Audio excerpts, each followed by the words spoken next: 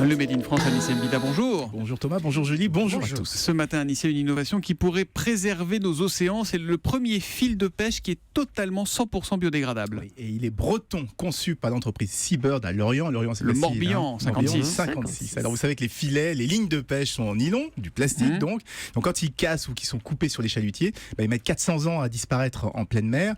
Eh bien le fil de Seabird, lui, il est en partie végétal, donc il va se décomposer tout seul au bout de quelques années. Alors dans l'eau, rien que dans l'eau, sinon ce serait embêtant pour les stocks. Et tout ça, sans intoxiquer les poissons. Bon, mais est-ce qu'il est aussi résistant que le nylon, ce fil? Oui, quand le poisson tire, là, il faut que ça tienne. Exactement. D'ailleurs, c'était l'enjeu. C'est pour ça qu'on a toujours eu du mal à faire du fil de pêche bio. Là, les fils jusqu'à présent, ils étaient moins résistants, ils ne retrouvaient pas leur forme. Bref, c'était moins pratique que nylon. Et bien là, après 4 ans de recherche et développement et une batterie de tests, ça marche. Que ce soit pour la pêche en chalutier ou la pêche à la ligne, personne ne fait la différence avec du fil de pêche en nylon.